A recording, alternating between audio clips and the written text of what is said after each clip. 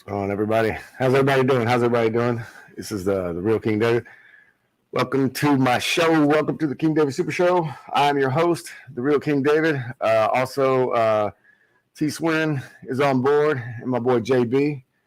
Welcome, welcome, welcome. You can hear us on Spotify, Sirius XM, Stitcher, Google Music, Pandora, iHeartRadio, Amazon Music, Audible, Apple Podcasts, and iTunes. T Swin, is everybody here? JB, everybody here? Yes, sir. It's your guy T Swin, your favorite rapping expediter, back to win, back again. T-Swin. You know what I'm saying? And while you at it, let's get it, man. And get into it. Hit the like button, fool. Hit the like button, fool. Love it. Welcome to the show, bro. What's up, everybody? It's your boy Jay Bean. Back again, just giving another honest opinion. We have a good show tonight. Yes, sir. All right. So the topic we got modern, King David. The topic today was fourth episode. First of all, I would like to start out by saying thank you for everybody who checks in, likes, comments, and subscribers. Your thoughts and just your points of view. Thank you. Thank you for all the views and thank you guys for joining me as well. T Swin, JB, I really appreciate you guys even just being here, sharing this this moment. I really appreciate it. So the topic today is modern children. Modern children are not the problem. It's the parents that raise them. You know, it's modern children. I'm gonna say this again. Modern children are not the problem. It's the parents that raise them. So basically you're gonna ask yourself, well, what do you mean? Well, it's kind of like, I am a Generation Xer. I'm 43 years old. Parents were baby boomers. We grew up in a different time. We grew up in a time where we aspired to be something. We aspired to grow and grow quickly. We aspired to make something of ourselves and to work hard. And if we failed, we worked hard again, and we failed, and we worked hard again, and we failed, and we worked hard again, and then we succeeded. You kind of see what I'm saying? Trial by fire. That was what we did. I could attest to this. T Swin has been a close friend of mine since I was 9 years old. So he's witnessed everything that I've been through, my triumphs, my turmoils, my shortcomings, more shortcomings and more triumphs, and so on and so forth. He's seen it, he's witnessed it. So out of all people, he can attest to what I'm getting ready to tell you. So, when we came up from nothing. We were lower middle class. We were not upper. We went to public school, had hand-me-down clothes. We got jobs when we were 15, 16, and we worked, and then we were of age. We got a car, and then we moved out, and we never went back. That was what we wanted, and then we thought when we found the right woman, if we felt that she was the one, and that she was the one. There was none of this bullshit that we have going on today, where people are just with this promiscuity. It was just monogamy. That was the time that we grew up in. Today it's kind of like you kind of see the complete opposite. In my observation, it's the complete opposite. You have children that are grown that won't leave their parents' house. They won't move out till they're 30. They don't aspire to be anything. They don't want to learn anything, even if you offer to give them opportunities. And the opportunities today are far more vast today than they ever were, 20, 30 years ago. The access for information is so far more vast available today, but they don't want to take heed to that. They don't want to use it. To me, it's you're around children today, and I am just, disappointed. I am beyond disappointed on what I see and where I see it going, because I don't see any strive to be anything good. They don't want anything. They have this entitled attitude, as if I'm supposed to die and just give you everything that I worked for. There's no sense of work. There's no sense of work ethic. There's no sense of pride. There's no sense of anything. Yeah. It's like we just had this conversation earlier about, college. You know, you have the opportunity to, you know, to be go to college for free, you know, in-state resident or college out of town. It's like you understand, like when you take out, you know, a school loan, that's till death do you part. I don't think people understand that a school loan is death until death do you part. The two things that follow you to your death is death, school loans, and taxes. until death do you part. School loans or taxes. You know, student loans. People don't understand that is a predatory. I'm gonna keep that real short on this part. Student loans are predatory loans. Okay, they follow you until you die. And the sad part is that our system is so fucking broken. It's like you'll give an 18-year-old $100,000 loan that doesn't know dick shit about what they want to do in their life, but they won't give me a business loan at 18 for $10,000. They won't even give me 1/10 of the opportunity. But you'll give me a slave debt, you know, for 10 times that amount. That'll follow me to my death. Yeah, you know, very broken. Yeah, like we were saying, you can get a student loan and you can get in debt for 100 something grand. Or you get a high interest car loan, but it won't give you any money so you can start a business. Exactly. Why do you think you can join the military at 18, put your life on the line. Exactly, but you can't get any money to start a business. And you can't get a gun until you're 21. Yeah, but if you're in the military, they give you access to it right then and now. Yeah. So the question is why do you think that though? In all seriousness, why do you think that that an 18-year-old would have access to $100,000 in student loan debt. Exactly. Versus a $10,000 business loan. Why do you think that? Because they don't want you to be outside the system. They don't want you to be outside the box, outside the hamster wheel. They want to keep you in the matrix. That's how I feel about it. Keep you working. You know what I'm saying? They want you to they want you to be in debt, and they want you to be in the workforce as a slave. Yep. You know? Yep. It's a predatory loan. Yeah. They put you. If you start a business, man, you outside the system. You thinking for yourself. You on your own terms and times. You know what I'm saying? And that builds confidence and all kind of things. They don't want you too confident. They don't like free thinkers. They want you dependent. Exactly. They put you in debt so you have to work. Mm-hmm. Exactly. They don't like people thinking free. They don't like free thinkers. They don't, you know, and it's kind of like they're dumbing us. They're dumbing down our society. You know, they're dumbing down our society in music. They're dumbing down our society and the shit that we see on television. Like the stuff that we saw, you know, comparing and contrasting from when we grew up, you know, versus where we are today. So, for example, when we used to buy a cassette or a compact disc or a record, vinyl record, it would say right there on the cover, parental advisory, explicit lyrics. Yeah, it would say that right on the cover. Our parents, and you weren't even old enough. If that had that logo on there, you couldn't even buy it. Yeah, you can buy it. You were not even allowed to buy it. You would have to have an adult purchase that album. Today, oh, dude, you have kids that are repeating lyrics they don't even understand. You know, and it's toxic. And it's like, you know, I have a 10-year-old, you know, that I have here, have here in the house, and he's over here, you know, jamming out to hip hop and this, that, and the other. I'm like, do you even know what you're saying? Do you even know what that is? He's like, no. I'm like, you know, so it's in our video games. Yeah. You know, it's in our video games. I mean, come on, dude. Come on, dude. Like, for real? For real? You know? Yeah. They have all this free access to everything. Like, you can push a button, access to all this information. Oh, dude. The only access to information that we could push a button to was the squiggly lines at 5 a.m. We don't have that kind of access. And now another thing too is that also a lot of people don't watch TV anymore. Everybody's in their phones. So social media is also dumbing people down. As for example, TikTok. Propaganda.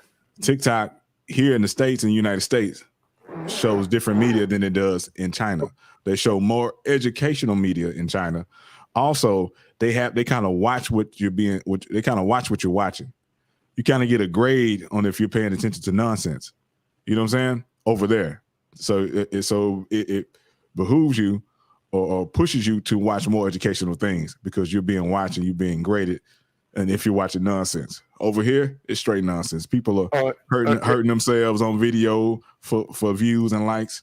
You know what I'm saying? You got kids doing all kinds of stuff. They disrespecting their parents, and that stuff is getting shown to us and our kids. You know what I'm saying?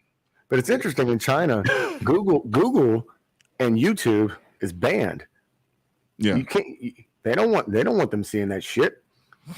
You know. Yeah. Yeah, and you see the results of it because a lot of companies, big major companies, are getting their employees from overseas. They are sourcing these high positions. You know what I'm saying? That requires you to be educated or degrees. They're not even looking within the states. And we had this conversation on our episode of education. You know what I'm saying? These companies are going overseas to grab their employees and put them in these high positions. They get them cheaper. You know, they get them cheaper, and the process is easier.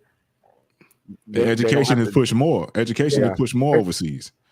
You know what I'm saying? And also education is free in some places overseas. You can go to college for free. That's true. So, our society, we push entertainment over mathematics and science. Yeah. So most young men want to be either some kind of rapper, a basketball player, or actor. They want some kind of fame. You know, it's more to get rich. Actually, some of the richest people don't even play a sport. Yeah, the richest people are nerds. Yeah. Yep. Or something like a nerd. Nerds rule the world. Exactly. Now, another thing, too, is they did a study, and they asked kids in America, what did they want to be? The majority of kids in America want to be influencers. They want to be a YouTube or social media influencer. They're not looking at STEM. You know what I'm saying? And that's hurting us, too.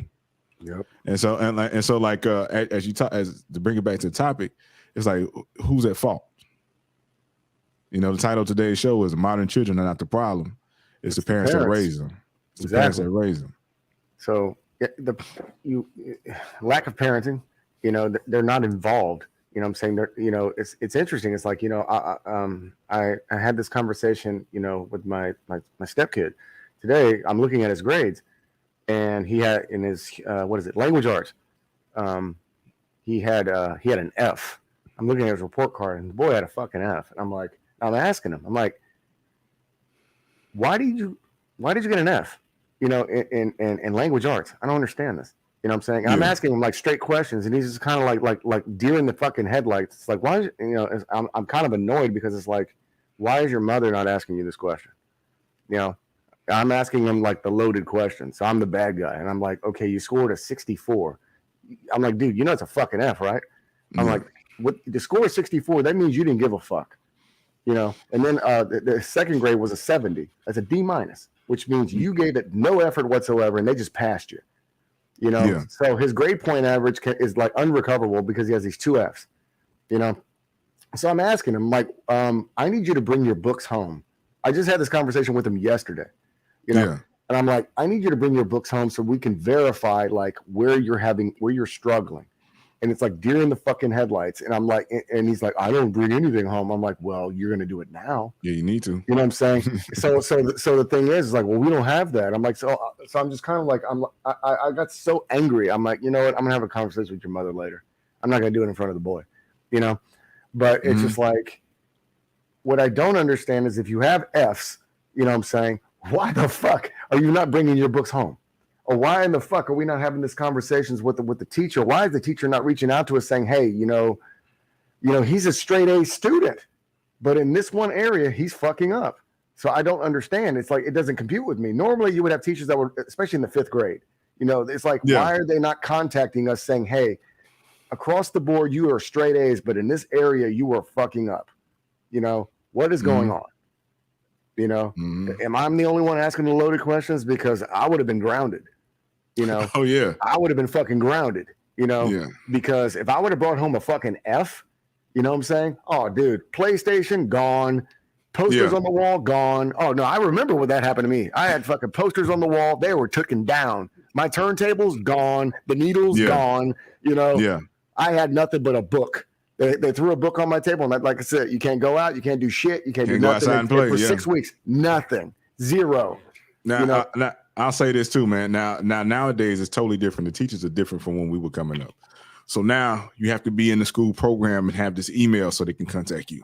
Yep. But with a lot of today's parents, they're too busy with their jobs that they can't be parents or they can't check the email.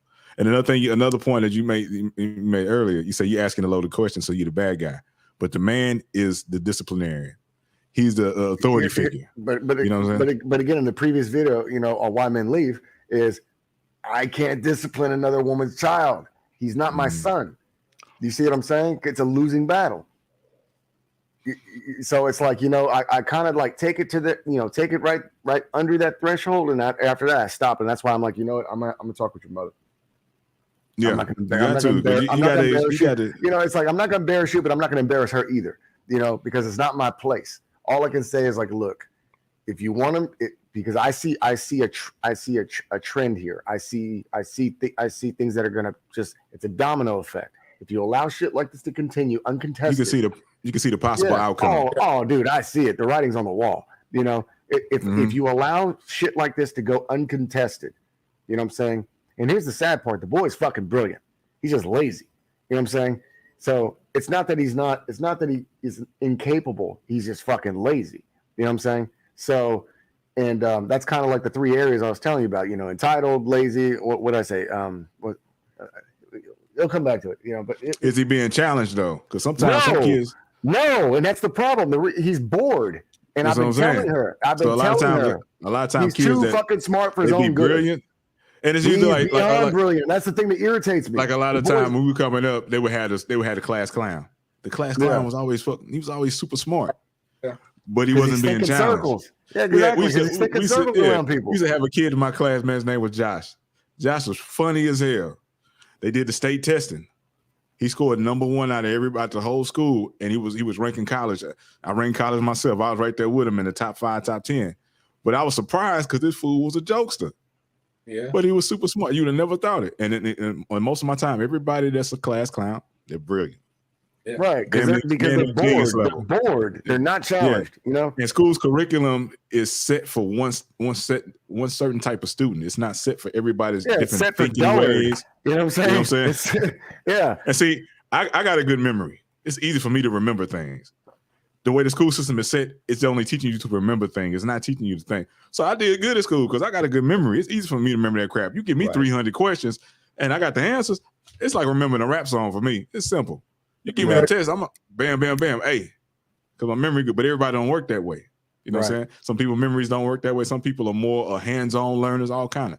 So they have one cookie cutter format for all these kids. Right. And not everybody learns the same way. I'm hands-on. So like when I was in the Navy, you had the practical exam. When you went to ETA, I was in ETA school, radar comms, basic electronic theory. Now, granted, I had a general understanding what was going on, but I was more practical. You know what I'm saying? You put me in the laboratory, I'll solve it. And those were my strong points. Now, I was not a test taker. I'm a horrible test taker, but if you show me something, you teach me how to cook, I can cook, I can feed a family.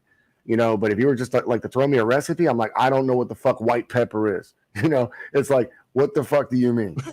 Because everything is based upon interpretation. And then more importantly, when you're cooking or when you're building something or when you're designing something, you have to learn how to make alternatives. You know what I'm saying? That requires you to be a free thinker. How do you call an audible at the play? You know what I'm saying? If you kind of see a problem, I can't use this cookie cutter education when you have to learn to think for yourself. We have to learn how to make alternative choices, how to think outside the box.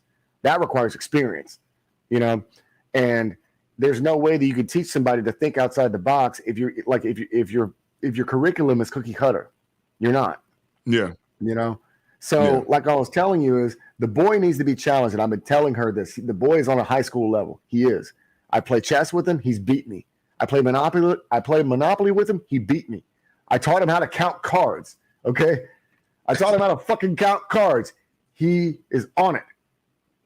I'm like, he doesn't know what I'm teaching him, but he one day he's going to understand what I'm teaching him and why. So it's not that he's incapable of learning. It's just the fact that he's bored or it's not important to him. So to me, that's a form of ADD. That is what that is, because you're bored. You know what I'm saying? You're so unchallenged that you're bored and you think circles around it. So that and my brother has the same problem. My brother has the exact same problem. If it's like if it does not if the topic does not, it doesn't get his attention, doesn't interest him, he doesn't care. It doesn't mean he can't do it. Like, I think like they need some extracurricular activity, like so that it's gonna be like, oh, no, I gotta do my schoolwork, but then I gotta go do this too. You're right. And go ahead. I'm sorry. I can't do this, like even for me, man, I have that for me now. Like my reward, man, I go to my little jiu-jitsu class. That's my reset. I have a bad day. Yeah. Just let me do this, reset, and start over again. So right now, are you guys familiar with the movie Divergent? No, I'm sorry. In the movie, okay, they broke people down in the classes by the way they learned. There was some people that was more nurturing, they was good with agriculture. Then there was people that was good with science. And you would take these tests and they would break you off into these groups, and that's where you would go live and learn. That's kind of categorizing people, but I think they should have things like that. Like, okay, this is what this person excels in. Let's push them toward this. You know what I'm saying? And I think they should have some things like that. Like I think it's wrong with with school. Think about this, man. Say for instance, a kid shows a aptitude for math for medicine. Like they like science and biology. Yeah. You know what kind of doctor, chemistry? You know what kind of doctor you create if you start that kid off at 10 until he gets all the way done. You create all the way through. Yeah. Extraordinary. Yeah. Extraordinary. Like me, I hate English. Like I don't. I know me too, bro. I aced English, bro. I aced it. I took the college. I took the college level equivalency test, the CLEP test. 96, bro. So, but the thing about me, bro, I fucking hated English. So the only reason why I like English class is Candy Garcia. That was it. That was the only reason why I went to fucking English and everything. That was a Candy Garcia. That was the only reason why I like English. Otherwise, I could give two fucking shits. I didn't even bring my books to class. I brought 2 pieces of paper and a pencil. That was it. That was it. I showed up for that. What's up, Joe? But as far as fucking, go ahead. I hate English so much that I went to college and I excelled at computer programming. But since I had to make it through them English classes, I want to do it. If I just could have focused straight, did an apprenticeship and did straight computer science stuff, I'd probably be no telling what I'd be. Because the English wasn't even, it's not really even a requirement for what you're trying to do. It's just they put these prerequisites in there as like buffer, filler. You know what I'm saying? I would say, man, I would say English does help, especially like when you're like kind of like in the social media in the realm we're in today. When you're doing like your bios and you're writing articles and you're doing your marketing and stuff, you have to know. They do have stuff like Grammarly, but like I said, I think. Go ahead. I think like once you get past the 12th grade level, you shouldn't have to be required to. I don't have to read Hamlet. Yeah, exactly. I understand. I feel that. Yeah. It's like, why am I doing this? I did 12 years of this.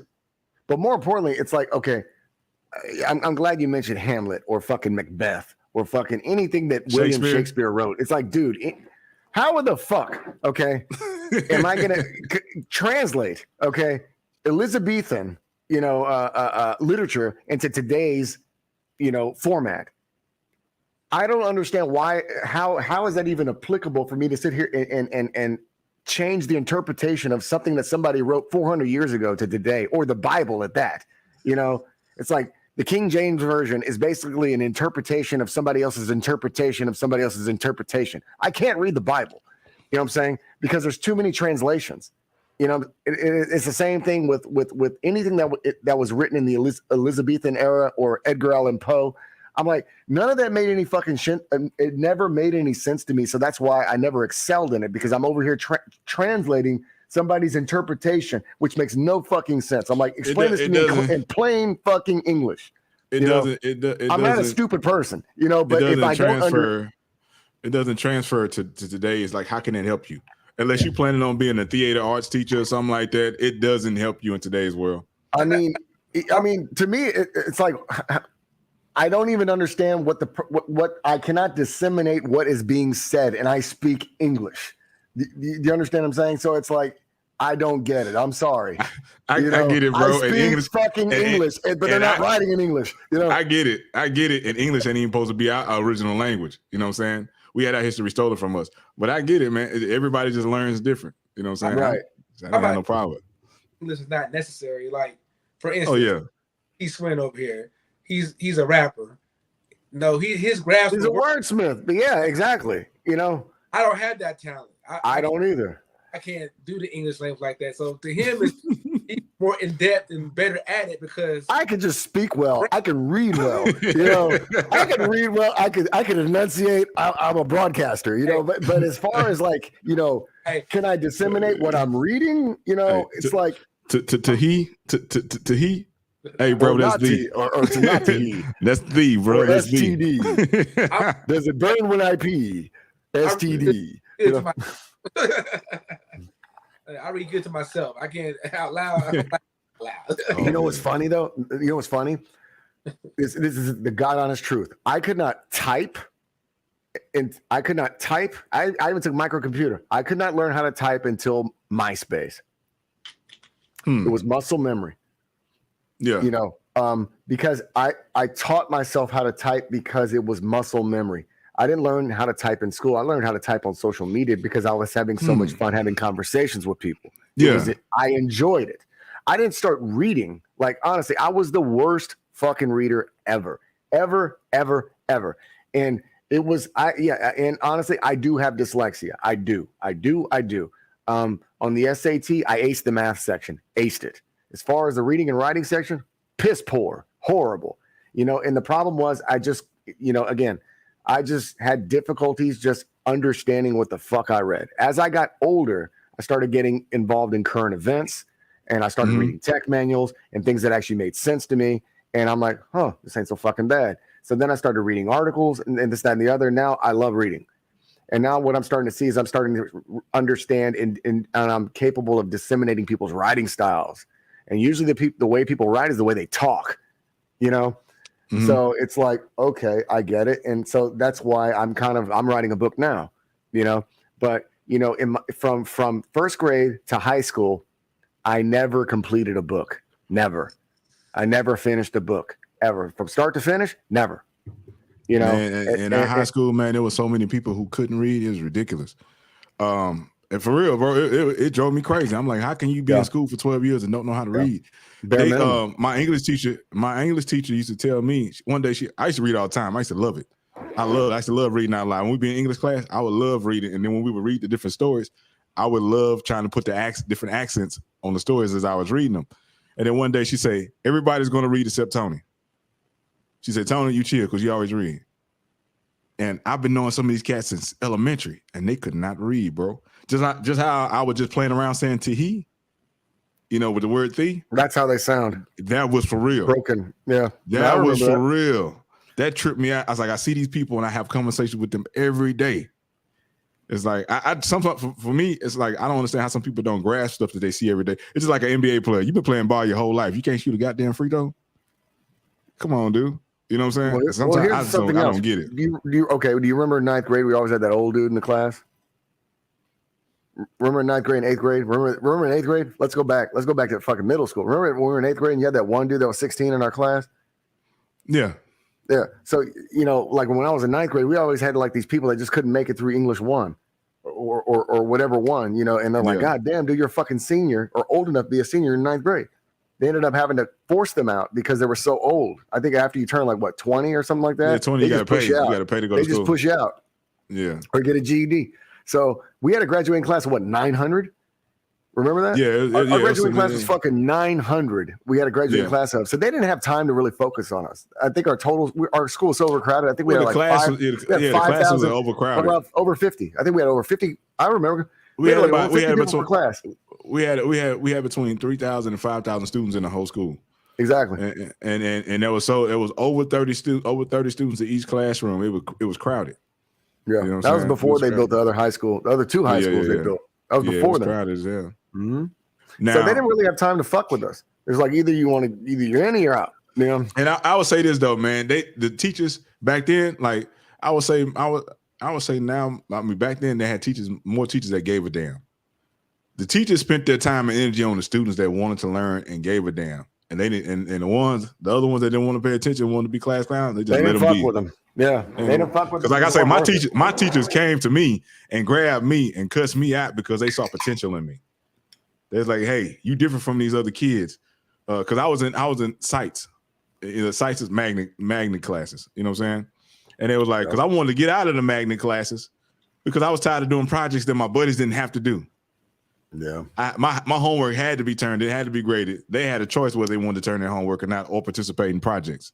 I had to do the science projects and stuff like this. I was like, Yeah. man, this stuff affected my grades, but it's not affecting theirs.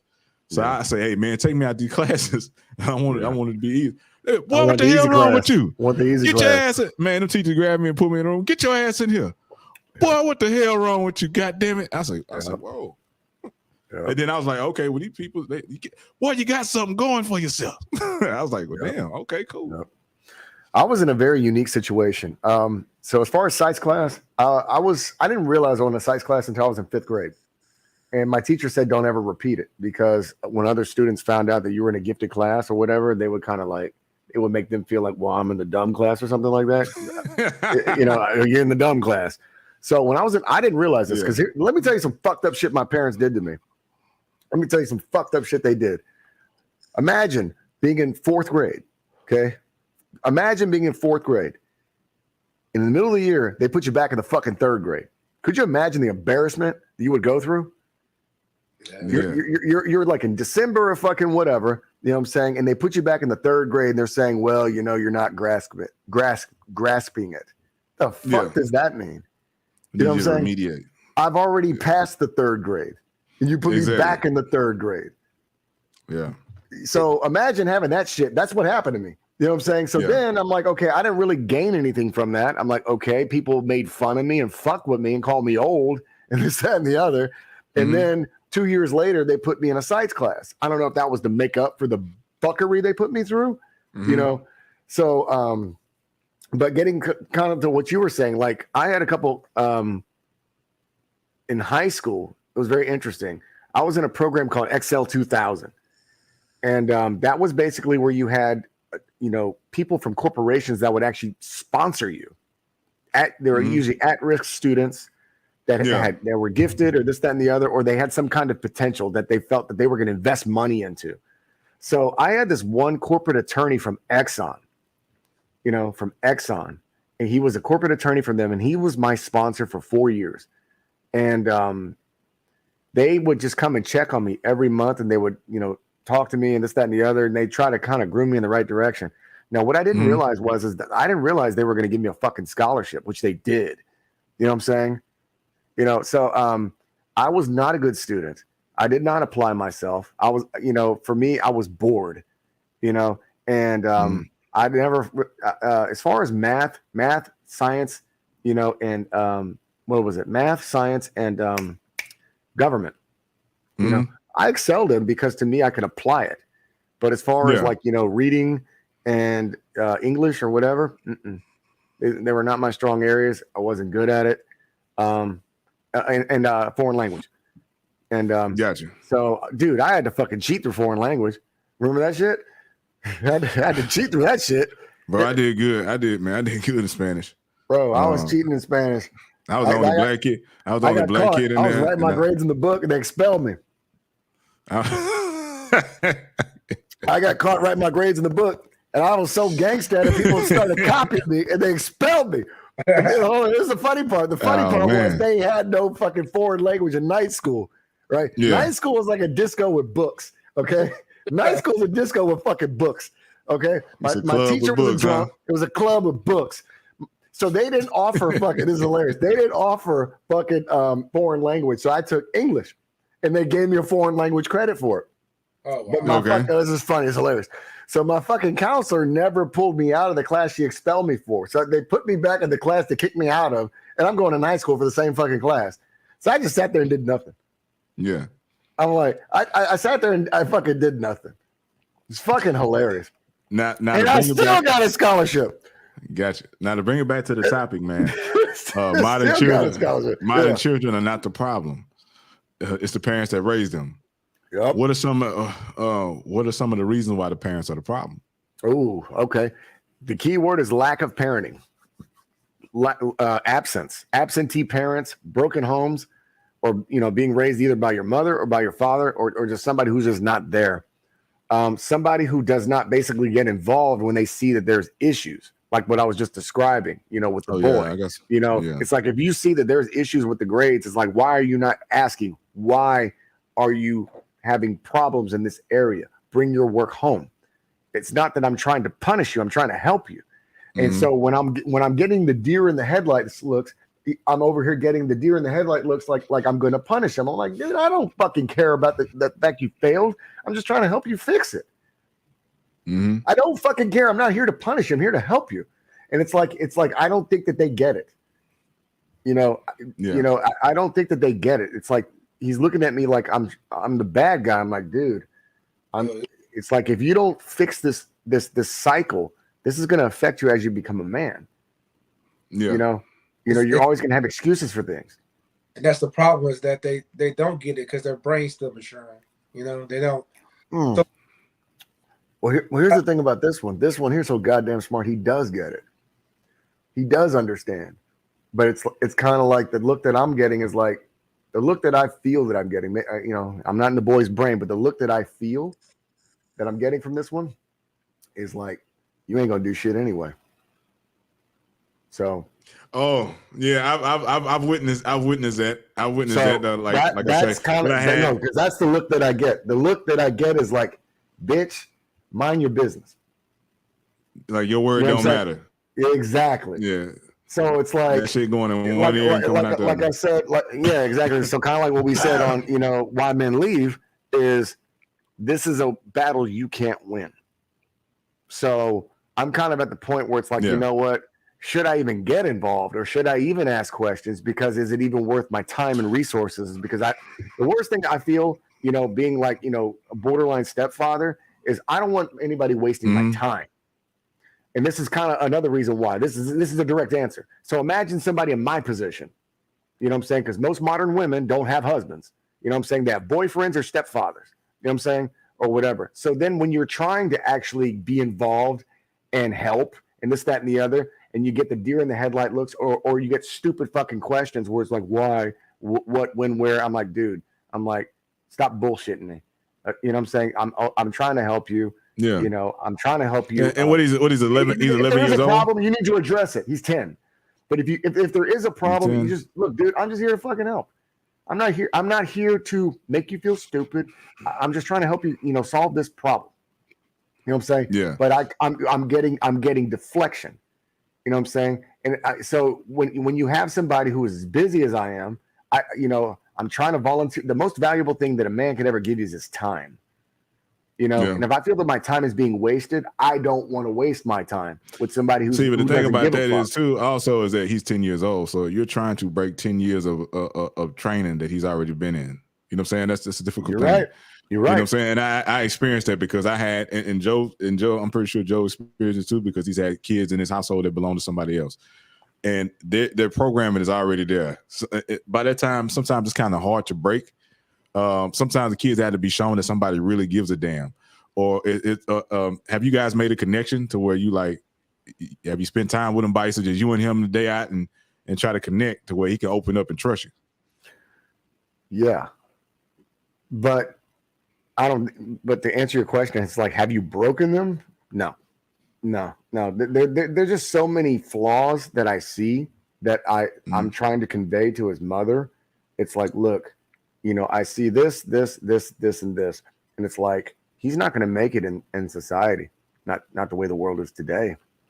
If these things don't change, Yeah. Now, granted, you could be smart till the cows come home, but if you have no life smarts, no street smarts, no just being able to think outside the box, common sense, zero, none. You know what I'm saying? And it's like, but that's not just him. That's all of them. They're all that way. It's a lot of kids today. Yeah, they're all that way. Now, you made a mention of single parent homes, single fathers, single mothers.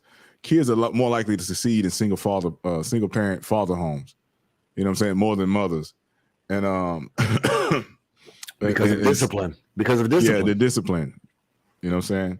Statistics show that kids are more likely to go to prison, lash out, be unproductive in single parent mother household. Emotional.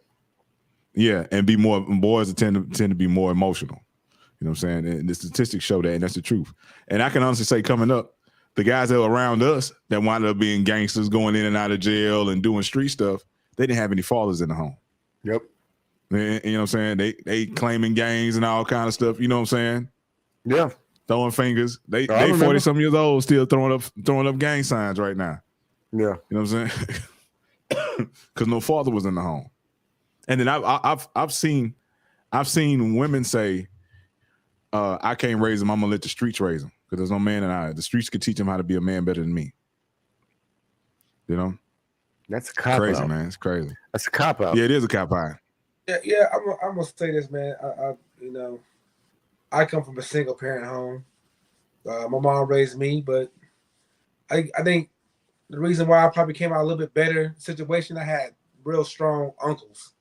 I had that. My uncle, male presence. all of them were married. Exactly. As long as you have somebody who's there in the most critical times, then you have hope. Yeah. Then I had my grandfather. Like my grandparents were married for longer than I've been alive. Right. Gotcha.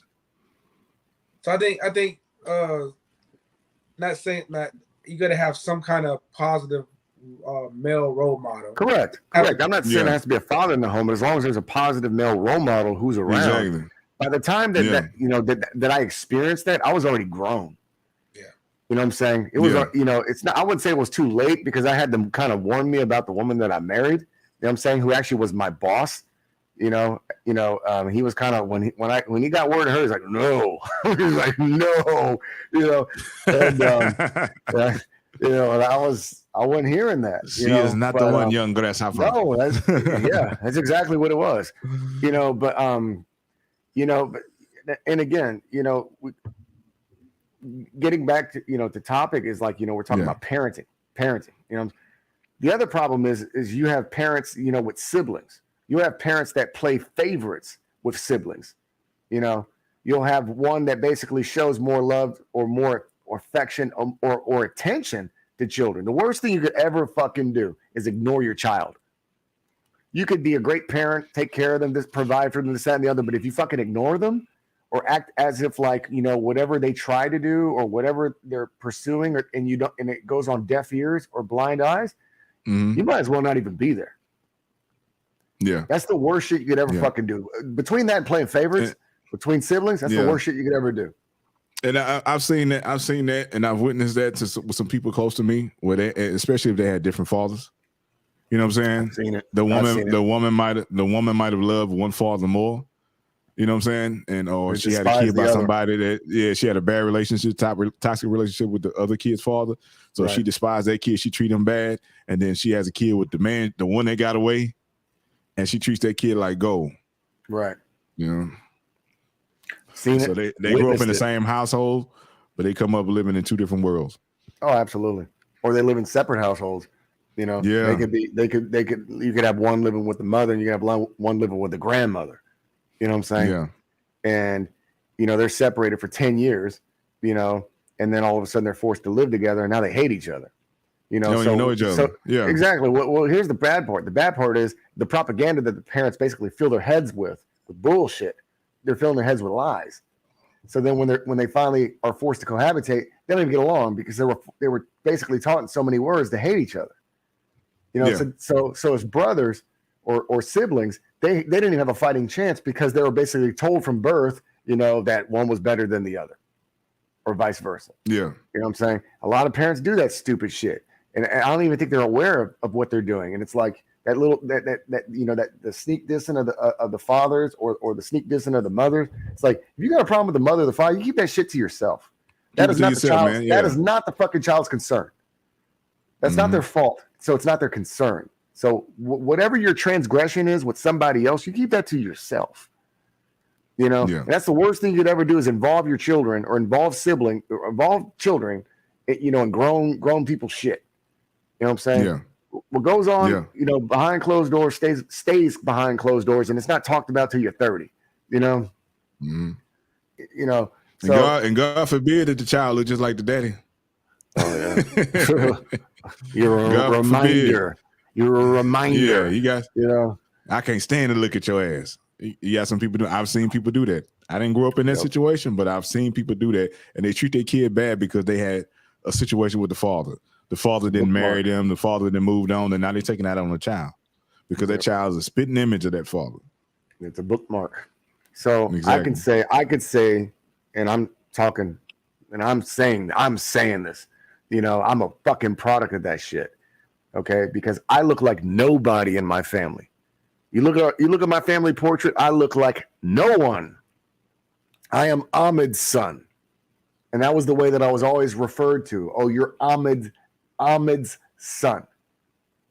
You know what I'm saying? I don't look like anybody else in my family. Everybody else in my family has blue eyes, green eyes. Their hair looks different. You know what I'm saying? I was always treated like, oh, you're his son. Mm-hmm. You know, I always felt that I was tolerated. We tolerate you, but we don't love you. You know what I'm saying? It's like they love you now because you've amounted to something, because you became something. But, you know, when you were coming up as a child, you always kind of felt like you wore the scarlet letter. You know what I'm saying? You should never play favorites or never differentiate with children, whether they look like any. It doesn't fucking matter. You know what I'm saying? You don't do that. You know what I'm saying? So it's like you could have, you know, children of color, you know, or biracial children or whatever. You never sit there and differentiate one from the other, or say, oh, you're Ahmed's son, or you're Peter's son, or you're this son. No, Play favorites. Yeah. You shut the fuck up with that.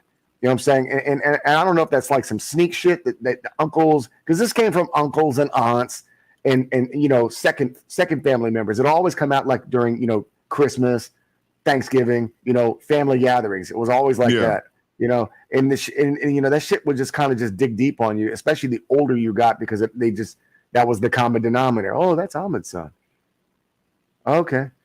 Oh, you two don't look nothing alike, you know, and it's like, and it would irritate me because it's like, you know, my brother's my brother and I love him. And it's funny, on the phone, you can't tell us apart. We sound the same. We sound identical. We look nothing alike. You know what I'm saying? But that's my brother.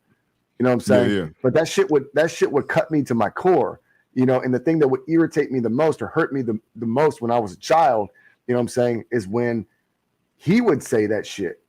You know, oh, he's my half brother. You know what I'm saying? Where did he learn that from? You feel me?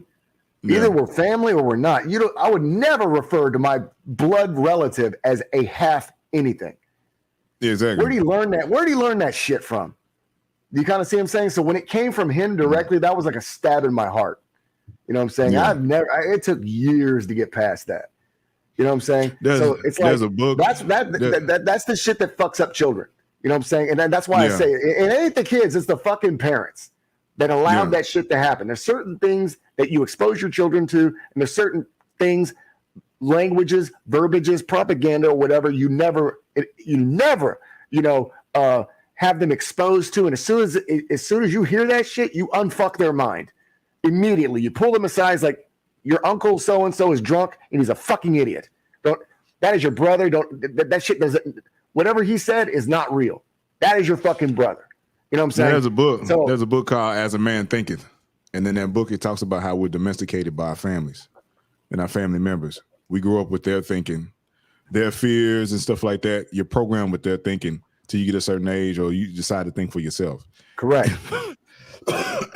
So like, it gives an example. It gives an example like, okay, you think that money is bad because your family's told you, yeah, everybody with money is evil. So you grew up thinking that money is evil because they put these thoughts in your head. And so as soon as you get it, you're giving it out because in the back of your subconscious, you think that it's bad to have it. You know what I'm saying? Because you've been programmed. You have to break those chains. You know what I'm saying? And free your mind to be a free thinker. But you got to think about how many years were lost. How many years were lost in translation of being programmed? You see what I'm saying? So it's like, for example, I could have spent 12 great years with my family and this, that, and the other, but I was programmed to not like them. You kind of see what I'm saying? You're robbing your children. You're robbing your children. You're robbing your children of their joy. You know what I'm saying? And so then when you find out when you're fucking grown that, damn, dude, they played us against each other. You know what I'm saying? That's a revelation that you got to go through. And it's like you just want to fucking sit down and just ball up and cry because it's like, dude, I hated you for fucking years and it was a lie. You know what I'm saying? You know, it's wrong, dude. You know what I'm saying? So that's kind of the shit that, you know, that I guess that we kind of went through.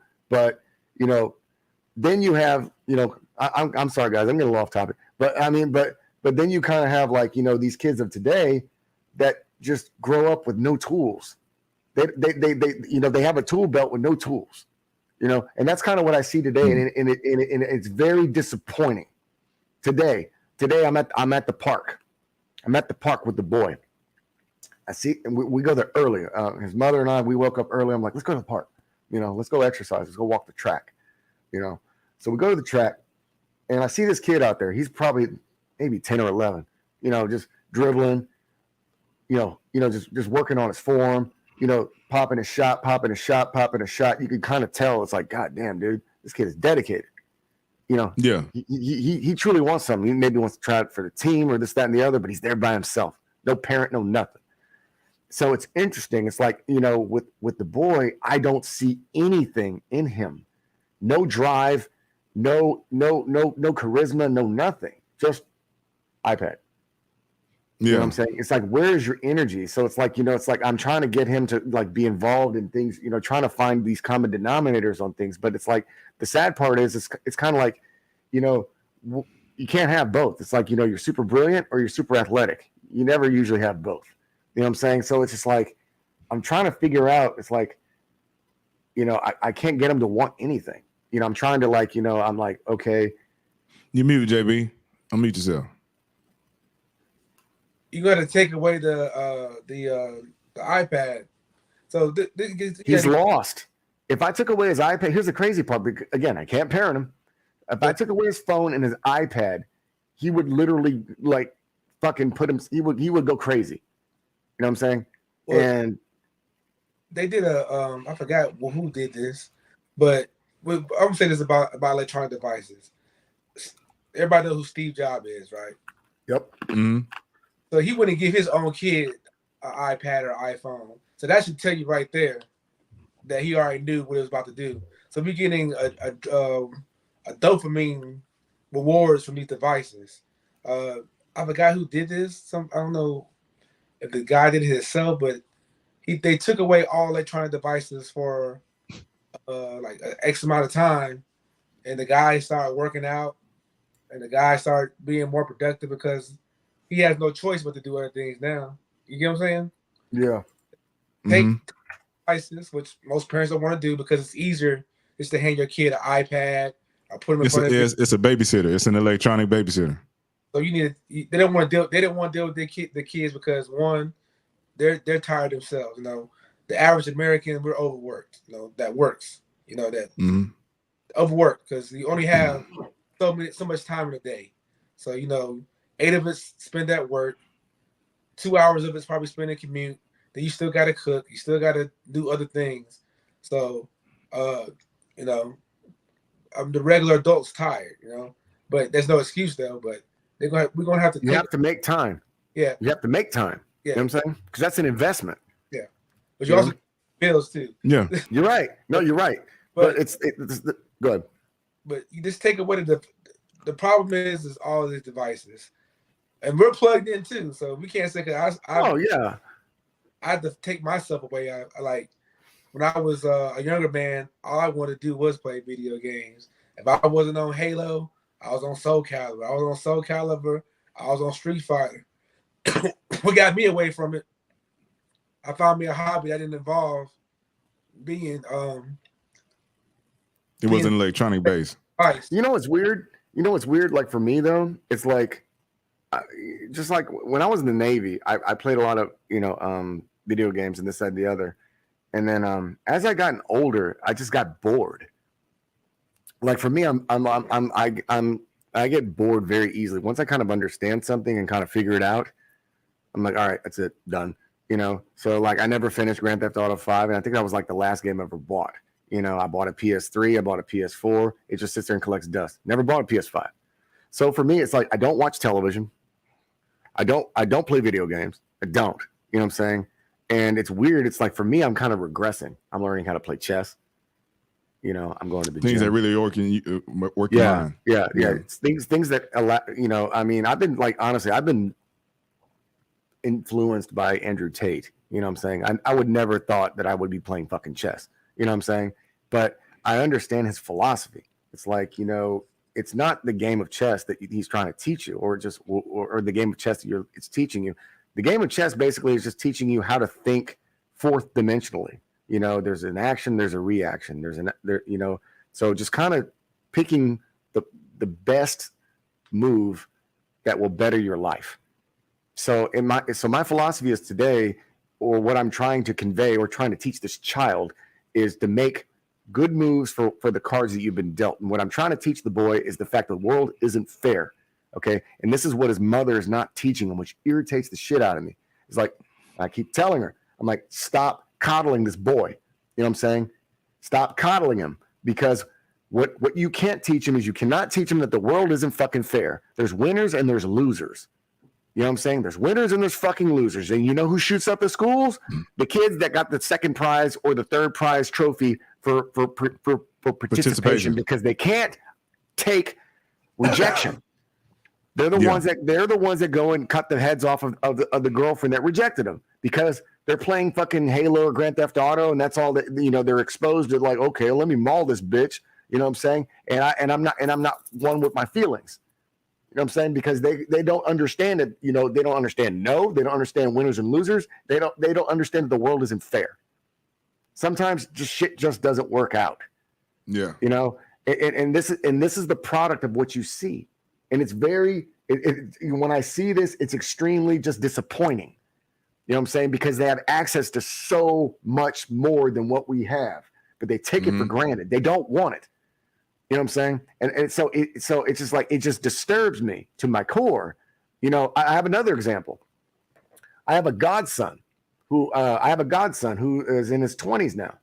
But I took some time of mine about maybe 5 years ago, and I just wanted to kind of help develop his growth, because I was concerned that his parents were not really there for him.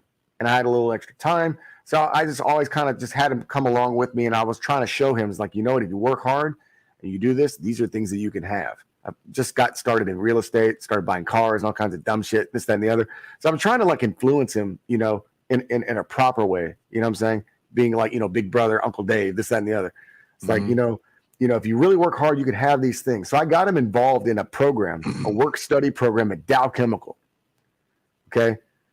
All he had to do was sign up, and he was guaranteed making, I think, like, you know, half of whatever a process technician makes. And he's automatic hire in high school now.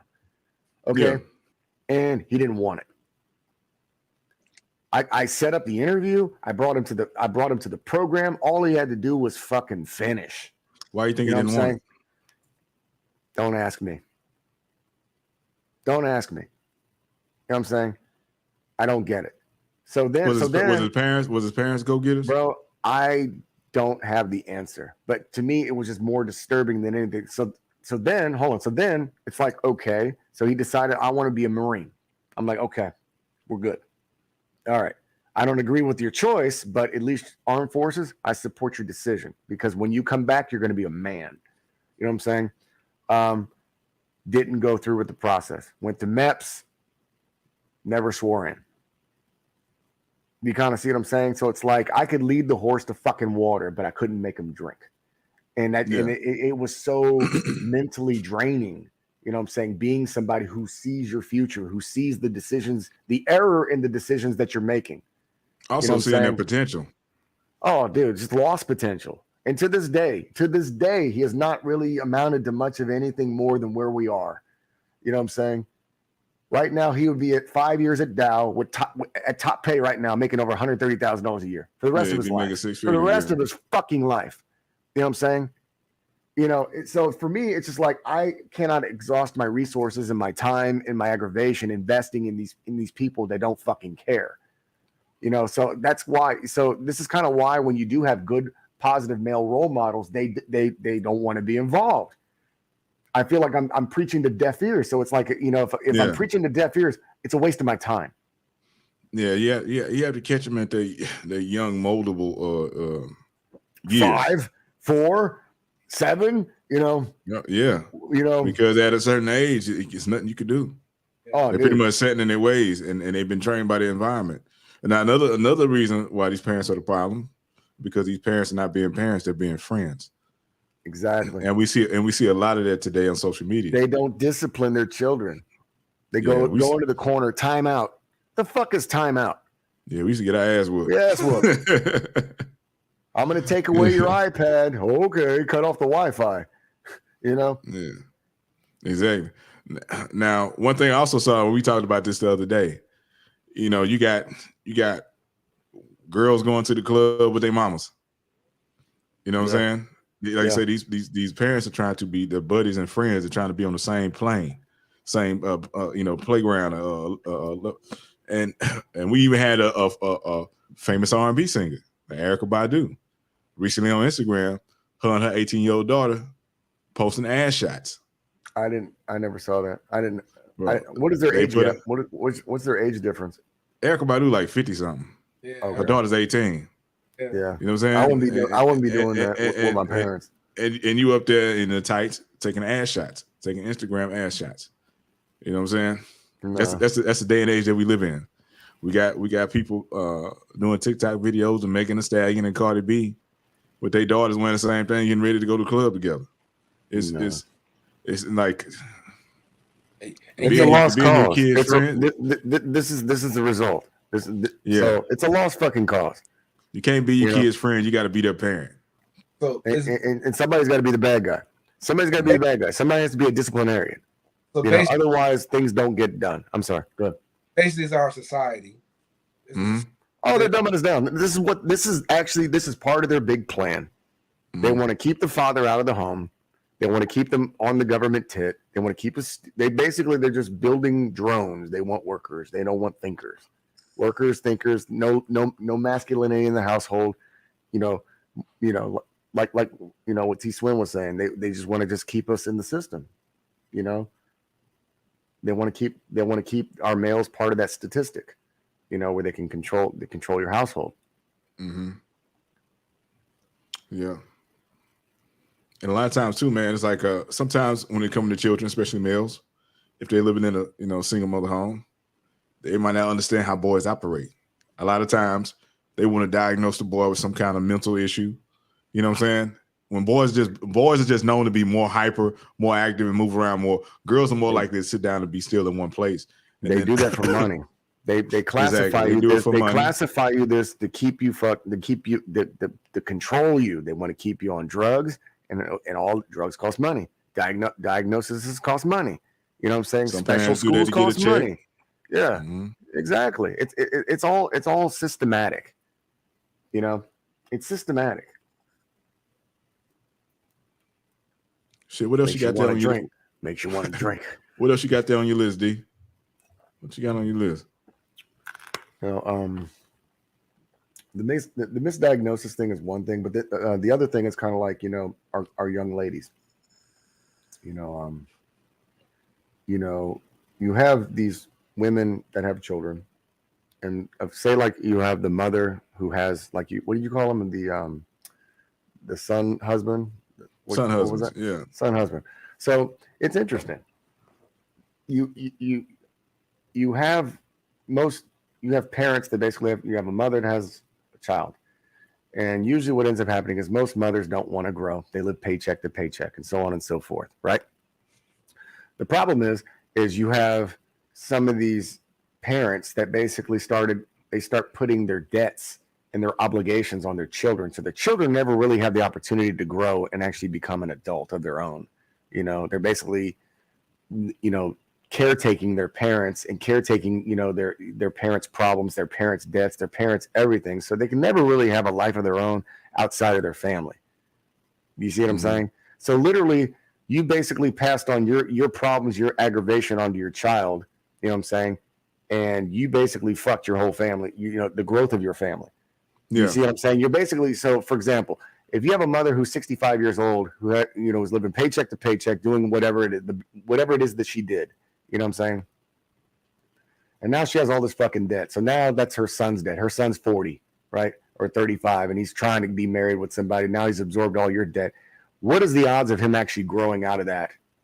Probably never going to happen. You know what I'm saying? People are living longer. So when your mom's, 65, this, that, and the other, he's basically absorbing all her debt, and he could barely get through life. You see what I'm saying? So you're walking. So in theory, the structure of the monetary system is, okay, you went one step forward and you took 2 steps back. Your family's fucked.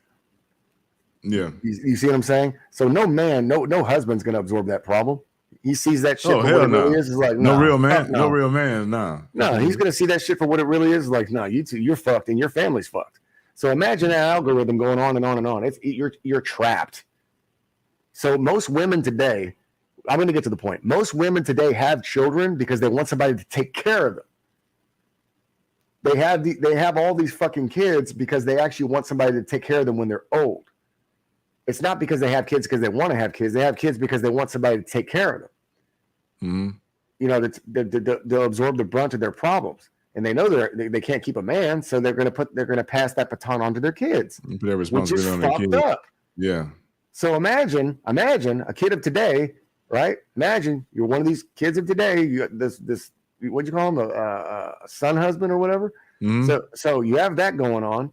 You can't, you know, what girlfriend in her right mind would take on somebody like that? They won't. They'll look at you like you ain't a man. Exactly. You see what I'm saying? So the dude ain't never gonna fucking leave. Here we are. Mm-hmm. You see what I'm saying? You have these weak, you know, you have these weak kids. You know what I'm saying? They you want to know why they're not masculine? You want to know why? You know, we have this. You have these what do you call them? Modern women today. This is why. This is why. This is kind of the breakdown of why we have modern women today, and this is why we have, you know, a lack of masculine men today. It's because they're all raised by their mothers. Back in the day, man. You know, they say, man, like, you're blessed if you have a son, because he's going to go out and be productive and provide. You know what I'm saying? He's going to do something for the family. Back in the day, legacy. they would take Pass on your name. If you had a son and a daughter, the family would take the money and send the son to school. Because the daughter can do something herself and she can get married. She can get married. You know what I'm saying? It was kind of like a waste of money to spend money on her to go to school. But exactly, things have changed, especially with all these single mother households nowadays. They want to focus on putting the money into the daughter and not to focus on the son. Yeah, they're shitting on the son. Yeah, they're shitting on the son. And so they put all this emphasis, and we talked about this with the episode with my brother, how, you know, the mother would let the girls do whatever, and then she would police the boys. A man knows that he has to go out and produce. Nobody's gonna come and save him. He knows he has to. So why don't you get that opportunity, that chance to the boy? Because most time, a lot of girls go to college and they get degrees they don't never use. They get degrees in fields that don't make no money. Yeah. You know what I'm saying? If your plan is to become a housewife or get married and not use it, why even go to school? You're wasting your family's resources. Exactly. So I mean, so it's interesting, you know. So the other thing is, you know, that my observation today, I was driving to the park. When we were driving to the park this morning, right in the underpass, there's this immigrant. He's got one arm. He sells soft drinks every day. I see this dude, rain, sleet, or snow, every fucking day. This man is there, one arm, selling soft drinks. Police don't mess with him. They leave him alone because it's like, look, we get it. You know, clearly immigrant, clearly he wants to work. You know what I'm saying? But clearly he's kind of unhireable because he only has one arm. You know what I'm saying? He's handicapped. Yeah. Exactly. But the thing is like, he clearly is a functional member of society and he's not causing any trouble. So nobody bothers him. We respect him, you know? Then on the other side of the same block, you see this guy with a fucking sign, you know, homeless veteran, you know, anything helps, blah, blah, blah, blah, blah, blah, blah. And I told my boy, and I'm like, you see that dude right there? That dude right there is a piece of shit. That dude is an able-bodied citizen who allegedly is a veteran, which means he's getting some kind of money from the government, but he doesn't want to work. He doesn't want to do shit. He has this entitled attitude that we owe him something, and he's over here. And I see the same motherfucker on the corner every day too. You kind of see what I'm saying? So it's like this is the problem here. People have this entitled attitude like we owe them something, you know. And so our kids see this. You know, you have kids today that have this entitled attitude as if like they don't have to work. That, you know, it's sad. It's like nobody wants to work minimum wage. Somebody's gonna do it. Mm-hmm. You know what I'm saying? Somebody has to have some fucking skills. It's like you were saying earlier. It's like, okay, I want to be a podcaster. I want to do this. I don't do this shit for the fucking money. I do it because I want to do it. You know what I'm saying? I don't need the money from this. Mhm. You know, but they have this weird misconception that they're going to become rich having a podcast, which is far from reality. I want to be an Just influencer. posting, or just posting on social media. Yeah, you know, so the thing is like they're going to learn a very hard truth when they turn 30. You know what I'm saying? That the world needs laborers, and the world needs people at Walmart. You know what I'm saying? Or the world needs people at Sonic, Wendy's, McDonald's, or whatever. You know, at the end of the day, you're gonna have to get a fucking job. You know what I'm saying? You can't live on the tit forever, and eventually that shit's gonna, you know, whatever it is that you have, this misconception that you have, that's gonna die down real quick. And the problem is they're gonna be so old that opportunity for them is gonna be gone. Nobody's gonna want to hire a 43-year-old person, you know, in this field. You know, where, you know, usually the entry level position for this is around 22 to 25. You know, as an employer, it's like, look, I don't see any years with you. I see a problem. And you look at the work history. That's the other thing. You sit there and you read these resumes. Where's their fucking work history? What have you done? Mm-hmm. You kind of see what I'm saying? There's no work history with none of these people. Nobody wants to work. Normally, when I go to any fast food place, what do you see there? Immigrants. Yeah. Anytime I ever go to a fast food place, they don't speak English. They don't. You know what I'm saying? Yeah. So it's like, but at least they show up. They want to work. They'll take any job. They'll take them all. So the sad part is the ones that are over here jacking off, playing video games, you know, until they're fucking 40. You know, they have no job experience. They're doomed. Yeah. So they're going to just be there forever until their parents keel over. That is the society that we live in. But not only that is that these jobs now, those Burger King, McDonald's jobs are more demanding.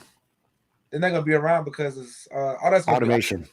Yeah, so that's why we need to push our kids towards mathematics, and because it's going to be robotics, STEM programs, coding, a doctor, maybe policing will still be around if that's not automated.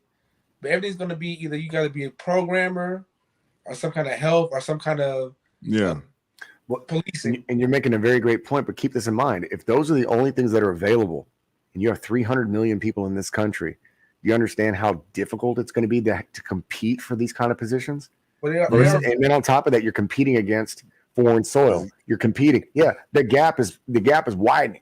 So it's only going to get wider. Exactly. So you got to ask yourself, you know, if Google is laying people off and Amazon is laying people off, and all these big Fortune 500 companies are laying people off, that means, you know, the shit has hit the fan. The shit's hit the fan, and you cannot compete because you have no job skills, no nothing. Like, you know, in the 80s and 90s, people just needed warm bodies just to fill a slot. Those days are over. Now you got to compete, and you can't compete anymore. So now you're competing against automation. You're competing against people on foreign soils, and you're competing against the best of the best in your geographic location. You see what I'm saying? So you're gonna have an entire generation of losers. You know what I'm saying? Of losers. That is this generation right here. There will be no middle class. One right here. Zero. You're gonna have the haves and the have-nots. You know, and so I'm anxious to see what happens in the next 20 years. Yeah, they already said it's going to be, they call it a useless class. That is this one. Everybody's going to be, their jobs are going to be automated, so there's no use for them. So it'll be like people who drive stuff, fast food workers. Even that's going away.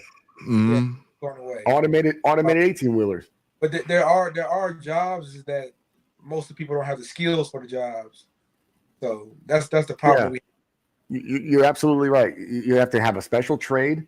Yeah. You know, say special trade, special training. You know, but more importantly, it's going to be more demanding, and it's going to be harder to get them because if you only have 4 slots available and you have 90,000 people that need it, it's going to be bad. Yeah, so opportunities disappear. The ones that are left, there's going to be less opportunity.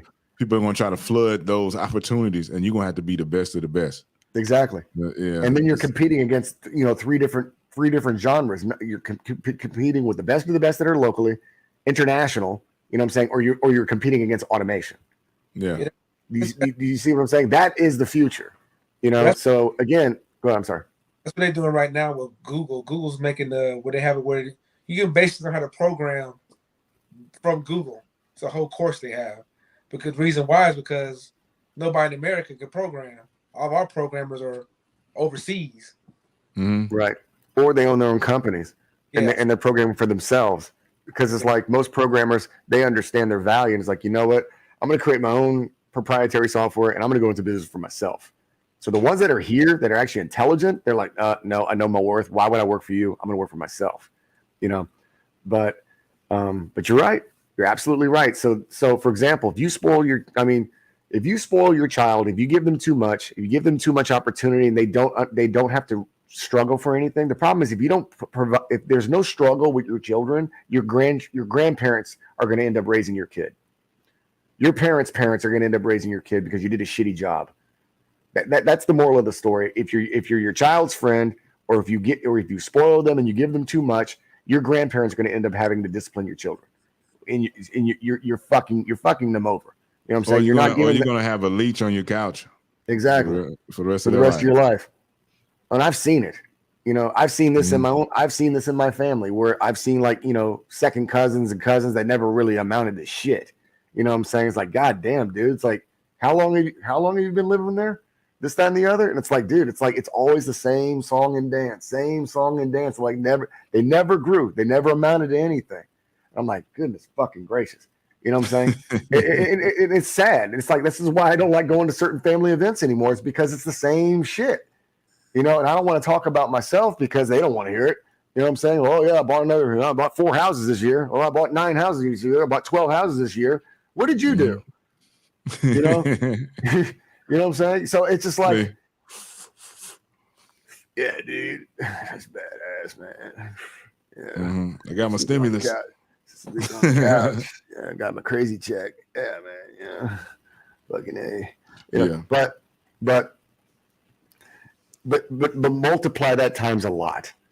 You know what I'm saying? It's one thing when it's kind of an isolated situation. It's another thing when that's the fucking majority.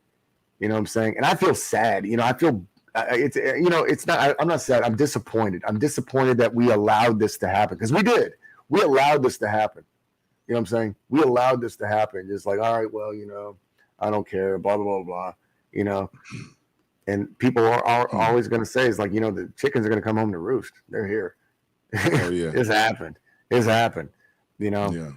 And you know, it's just like, you know, there's really nothing that we can do at this point. It's so far gone that, you know, you basically just kind of need to make the best of your situation and adapt.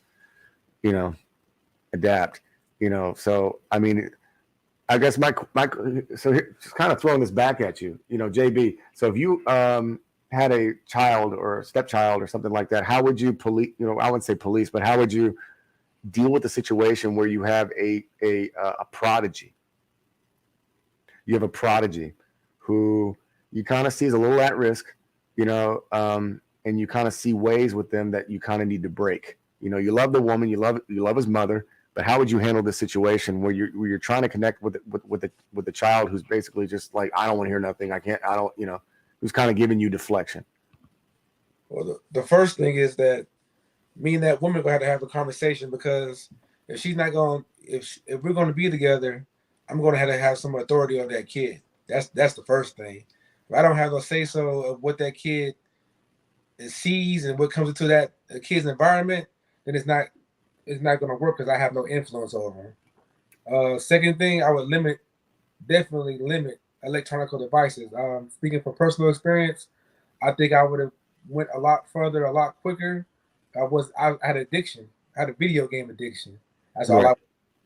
I used to play 3, 4, 5, 6 days straight. Right. I did, you know. So I would definitely limit the access to video games, electronic devices. Another thing I would do, I would put them in some kind of competitive sport. You need to know you're not always going to win. And if you do win, don't win. You got to learn how to cope. You have no coping mechanisms. Winners and losers. You got to teach them that the world ain't fair. Like I said, I promote jiu-jitsu to the day I die, because I had to teach you that I teach you you're not the baddest person in the room. You know, there's always gonna be a bad motherfucker. And it also teaches you that looks can be deceiving. Yeah, and it also looks can be deceiving. It's so many life lessons in jiu-jitsu. It teaches you how to. my teacher said you learn how to deal with chaos, Mm-hmm. and that's so important in life because it's never gonna go right. Yeah, Mhm. you always have to learn how to adapt. And if you don't have the coping mechanisms to deal with it, you're just gonna. And it teaches you how to think Yeah, in tight situations. yeah, How to remain calm and use your mind. Yeah. Instead of acting out of haste or emotion. Emotion. You gotta think logically. yeah. Mm-hmm. I done had 300-pound man on me. I'm like, oh my God. What am I gonna do? Nothing you can do but figure it out. You know? So I definitely have some kind of volleyball, football, something that kid is interested in and think they're gonna stick with. I wouldn't impose something on them, but I would make them do something. Like you have to choose something you want to do, but just something.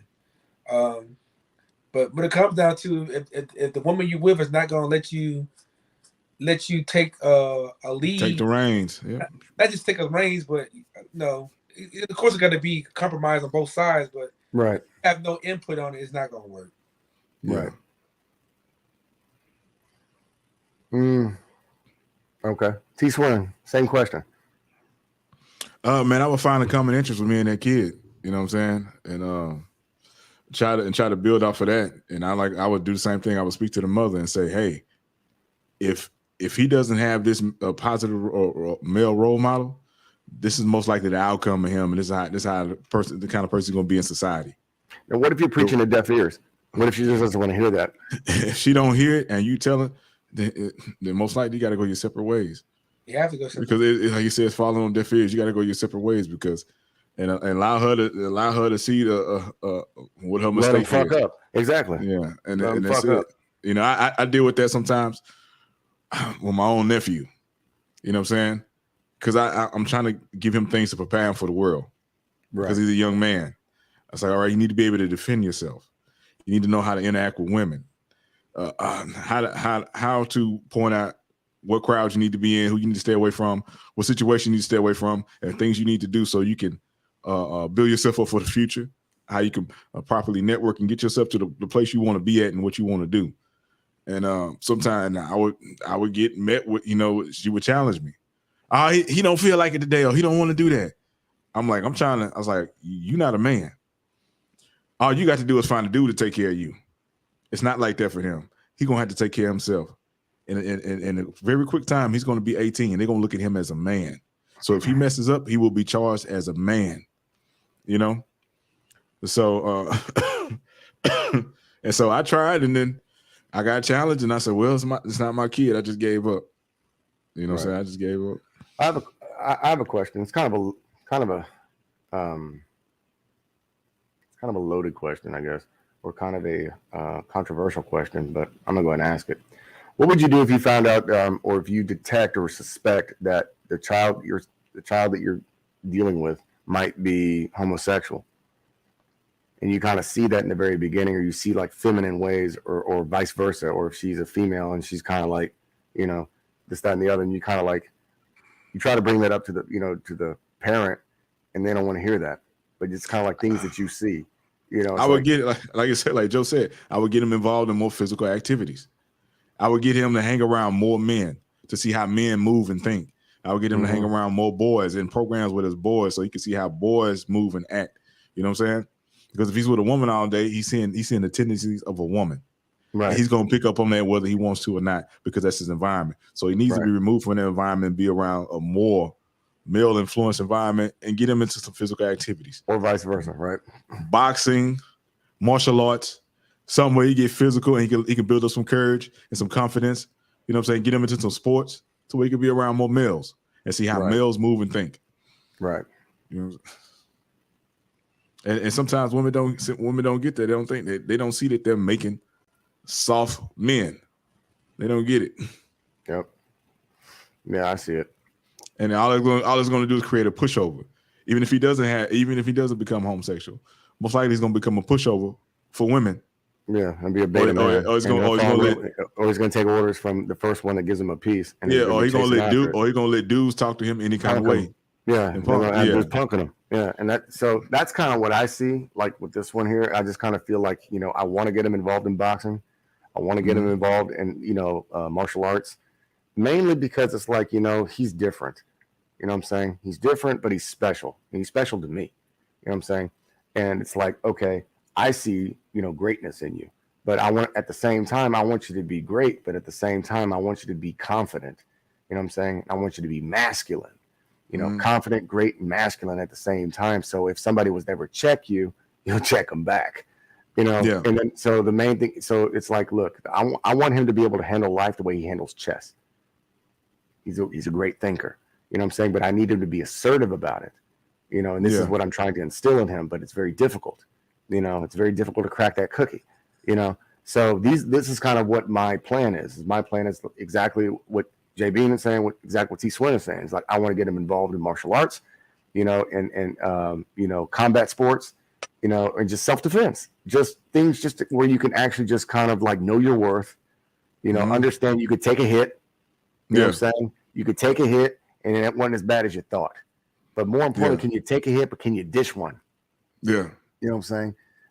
So the most important thing, like as being a man, in my opinion, is you got to understand that the world isn't fair. Okay. You're gonna have actions, you're gonna have reactions, and the reaction that you do can dictate your life. You know what I'm saying? The decision that you make when you react to something better be fucking logical instead of emotional, because if you make an emotional decision, that can fuck your whole life up. And I'm a firm believer of that. So the main thing is I just want to be able to, instill in this child that, that don't ever make emotional decision. Think things out. Before you speak, I want you to think before you say anything, and just don't be just talking just to hear yourself talk. Be a good negotiator. All these things, because it's like in my mind, I already have a kingdom planned out for him. All he has to do is follow my lead. That's all he has to do. You know what I'm saying? So if school doesn't work out for him, I don't care. I didn't go to school. You know what I'm saying? And look where we are. Do you see what I'm saying? There's always ways to think outside the box. You know what I'm saying? But as long as he follows my lead and at least he tries, then we're fine. We're good. But more importantly, I just kind of want to make sure that I could try to give him the opportunity to understand the world isn't fair, how to protect yourself, and how to be a man. That is it. Yeah. And how to deal with women. Yeah. You know what I'm saying? That's the biggest. The biggest is how to deal with women, how to deal with women, and the tests they're going to test you with. As long as you're aware, have at least a fraction of awareness, then you're going to be fine. But what I see, with him and what I see with many other children like him, they ain't ready. They're not ready. They're not prepared. They are not equipped. And these girls today are way more equipped, and they're way more they've been taught basically to persuade, our young men, at a very young age. And I disagree with, what I'm seeing on that side of it. You have women that are being extreme. They're promoting promiscuity. They're promoting sexualizing their bodies. They're stealing their child, their youth from them. Their innocence is being stolen from them, and they're being taught that it's supposed to be sold to the highest bidder. Nah, that I don't agree with. Raising how these young ladies are being raised. They're wrong. It's wrong. You know what I'm saying? It's absolutely wrong. So these boys are set up for failure. There's no way that they can be able to, handle women like this when they're taught from 12 that, that promiscuity is the way through life. Yeah. It's not there. And I mean, you have 4 daughters. So I know it's even more difficult for you to kind of just, instill, to have, productive and very good young women. Well, you have to have, it goes back to having a good male role model. Then I believe I'm a good male role model. You know what I'm saying? My daughters respect me and they see it. So that's like I say, I couldn't be with their mother, but I made sure that I was around.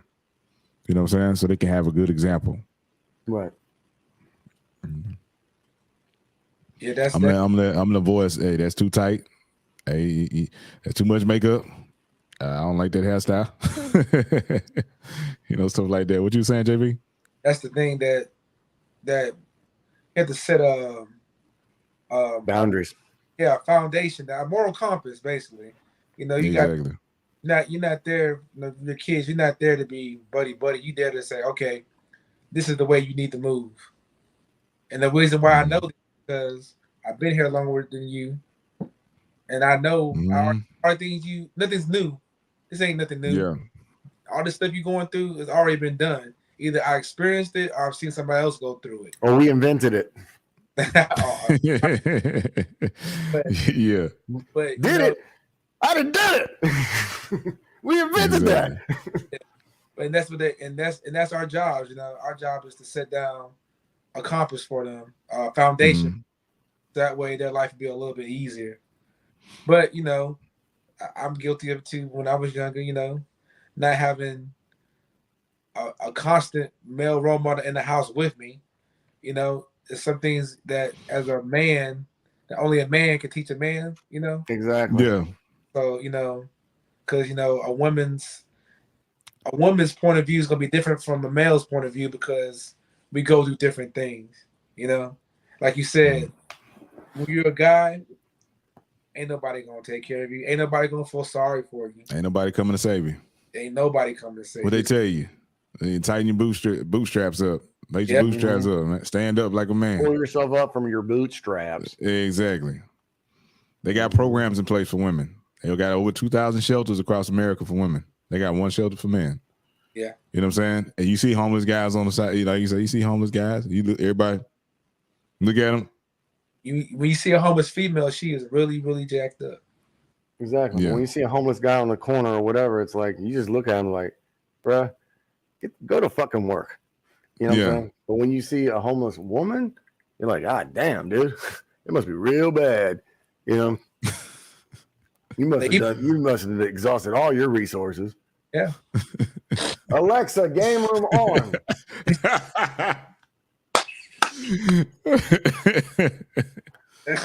Like you done fucked up. Yeah.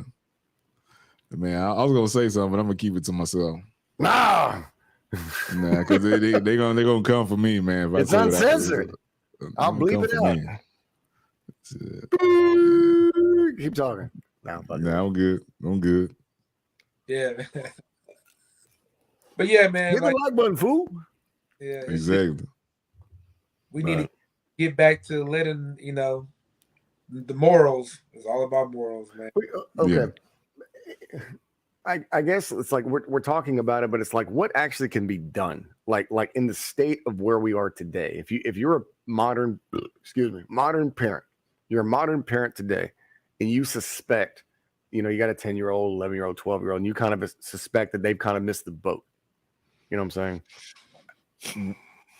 Single parents, co-parent, step parent, like, you know, like you said, it's difficult to kind of crack that cookie once they've been doing the same, you know, scenario for 10 to 12 years.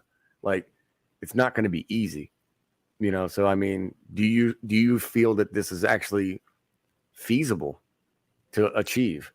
You know what I'm saying? If you're, you know, a parent, step parent, you know, somebody in that position, do you honestly think that that's even possible to do?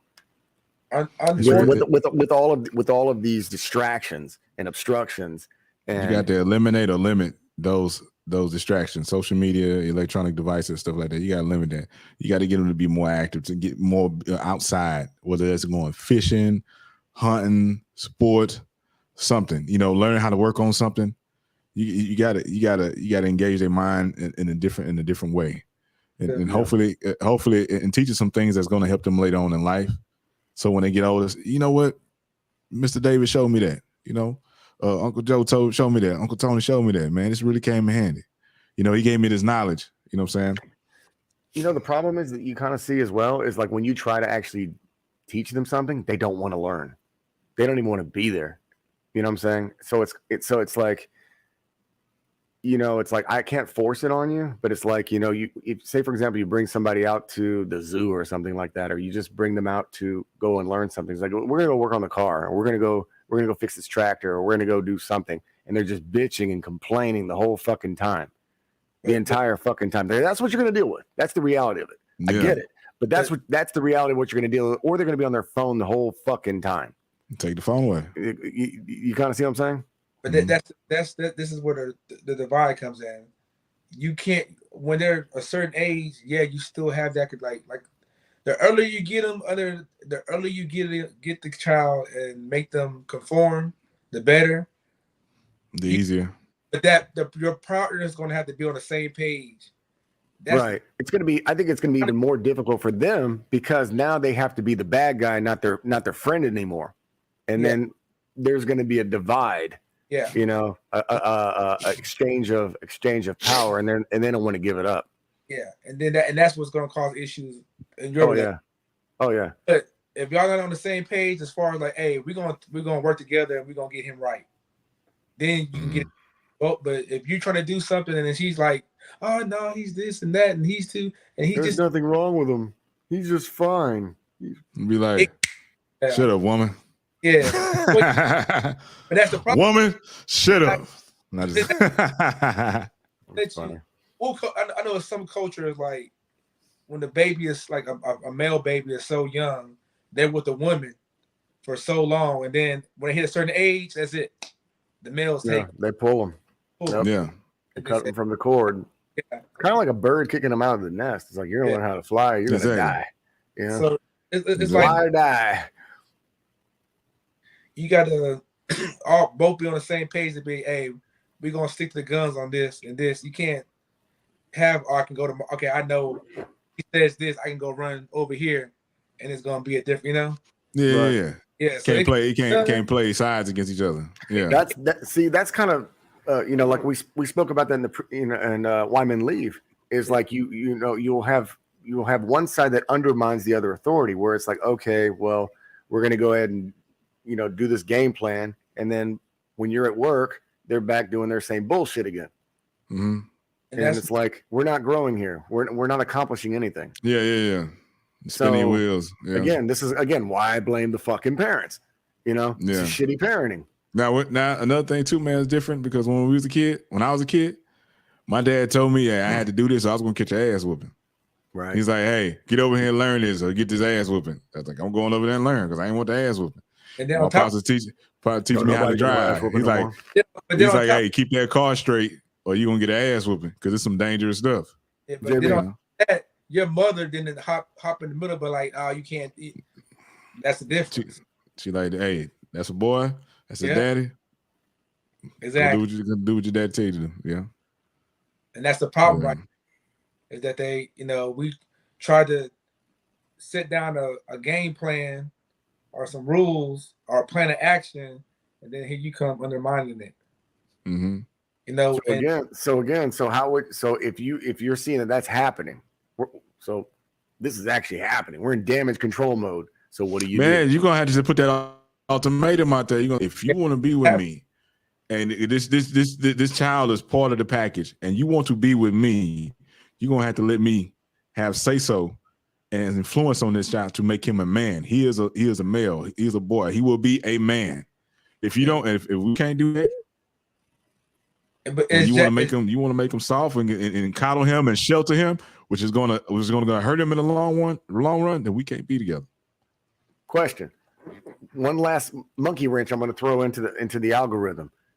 The real father has a problem with you, basically requesting or demanding that, hey, I don't want you trying to discipline my fucking kid. Okay, that's my kid. Well, he ain't in the picture. Not doing their job. He ain't in the picture. He ain't doing nothing. It's like that kid is in your household, under your house, under your responsibility, eating your food. You the one taking care of that kid. He not. You know what I'm saying? You can't say nothing from a distance. You know what I'm saying? Like you have to be present. He not present at all. He has no say so. Right now, he just a voice on the phone or a picture on the screen. Right. You know what I'm saying? He is not the one actually being there dealing. He's not the one that has to deal with the kids' emotion when they come home from school. They got picked on, or they got a special project and they need some help. He's not the one that's checking their grades and teaching them how to do certain things as a young man. He's not the one doing it. So he can't really say nothing. You know what I'm saying? You the one that's developing this young man. You know what I'm saying? Yeah. So yeah, like when I had my nephew living with me, it's like their daddy was in the same city, but he wasn't present. Yeah, so man, screw that guy, man. Y'all with me. You under my house. You gonna listen to me. This is what we're gonna do today. This is what you're gonna learn. I'm trying to help you. I'm the one that's helping you. I ain't even no blood relation to you, but I give a damn about you. Right. You know what I'm saying? I'm the one who actually showing you that I love you. Yeah, blood don't make you family. Loyalty does. Loyalty does. You know what I'm saying? Yeah, my nephews, man, we're not even blood relation. But they love me. They still call me uncle to this day. Yeah. You know what I'm saying? Because I was trying to show them something and trying to prepare them for the world. You know? But yeah, if that person you with is not going to let you have that kind of authority, as long as you ain't not if you're treating anybody and you're respectful, right? Story, but you just trying to do stuff to make that child more productive and make them so they succeed in that life, and she's undermining you, then it's not gonna work, right? Because it's not gonna work. Yeah, because like I said, man, you want to have the respect in your household. You know, if I go to work every day and I sacrifice myself, the things I could be doing that I could be on a trip right now, but now I'm here helping you, and you can't respect me for that, then we don't need to be together. Yeah, right. Yeah, it's a tough decision, man, because Mo was involved. It's a tough decision, but you got down. Yeah, because it's only for the betterment of that child. Yeah, exactly. Exactly. Man, if you like what you hear, make sure you subscribe to the King's Thought of the Day on YouTube. Also, make sure you subscribe to the Men Can't Always Be Wrong podcast of me, myself, T Swin, JB, Steve O, and LDC1. Yes, sir. Yeah. You can also where can they find us at D? Spotify, SiriusXM, Stitcher, Google Music, Pandora, iHeart, Amazon Music, Audible, Apple Podcasts, and iTunes.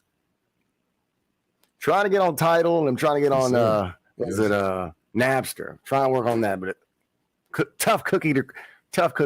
Still trying to figure that out. Yes, very tough. Yeah, and if you're watching the show, make sure you subscribe. Make sure you subscribe. If you're watching the show, make sure you subscribe and make sure you hit the like button, fool. Hit the like button, fool. Don't be ninja watching. Don't be ninja watching, man. Hit that like button. Don't be a stealth ninja. Don't be a stealth ninja. Don't be a ninja watcher. Subscribe, man. Become part of the community. Stop being a stealth ninja. Strictly for my ninjas. you got anything? You got anything, Dave? Man, to take us out. Man, you know what? Just jam some T Swin music. Was it T Swin music at tswin.herenow.com, man. Yeah. I'll put it on the screen for the people. Just like I'm saying, I mean, I know I'm not trying to be controversial, but I'm just kind of stating what everybody's thinking. This is kind of more the elephant in the room because I'm kind of going through it right now. I'm not just demonizing anybody. I'm just kind of like, look, I'm kind of experiencing this. It makes me feel some kind of way, and I want to make the right decision. I've had these discussions before. I just don't see a lot of traction. I don't see it, so it's like, okay, this is something I kind of need to talk to, the crew with, because it's like, am I the only one? Is anybody else going through this? It's a real obstacle. And if I'm going through it, I know a lot of other people are going through it as well. And people are kind of asking themselves, why are the good ones not around? This is kind of the reason why. You know what I'm saying? These obstacles are deal breakers, in relationships. They are deal breakers. You know what I'm saying? Because at the end of the day, it's like, a man can only take so much of his resources and his time, in vain. You know what I'm saying? Or it's like, look, I can't do this anymore. Because women want you to take the package, and if you're man enough and lucky enough for them to take the package, then you got to help. You got to meet us halfway. Yeah. It's only fair. It's only fair. Yeah. it is, and more importantly, it's like, it's not really my job to be doing this for you. This is your job. All we're doing is we're identifying the problem. We're identifying where the breakdown was, how it started, and how to remedy it. But if I could try to lead that horse to water, but I cannot make him drink, nor will I force it. And that's kind of the situation. They expect you to force it. It's like they, like with the schools and everything. They, it's weird that, you have parents that send their kids to school, but they expect the schools to police their children. They expect schools to discipline their children. No, they're educators. They are not disciplinarians. So when they send them home, they're like, well, why are you being sent home? I'm like, well, you know why, because you're not policing your child. So I'll leave it on that one. And we might end up having a part 2 on this one, so we might end up having a part 2 on this one. I actually have a friend of mine who is a child psychologist. Her name is Dr. Shama Rashid, PhD, double masters. She's very, very, very, very brilliant woman. And I would like to kind of have her insight on, what we're discussing, and kind of hear, a clinical and a professional, reaction or clinical or professional, response on, our concerns, and like how she deals with, these kinds of traumas and these kinds of triggers that she deals with, in the office when she's dealing with children that she's actually seeing, or listening to parents, with parents and children, et cetera, the root or the stem of these problems. So I look forward to kind of doing that interview with her, and I'd definitely like you guys to be a part of it as well. So, yeah. Man, thank y'all for tuning in. See y'all next week. And man, stay tuned. The King's Thought of the Day, episode number 4. You got any freestyle time?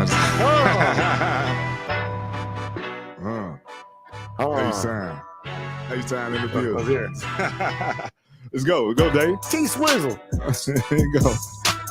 T-Swizzle. Thank you for rocking with us. Bad kid. Hey, Camo Beats on the beats, man. And we up out here, y'all. I'm showing a new place to live. Got a bad kid. My new place to live. Can't stay here no more. Kick your ass out the door. Peace out. Peace out.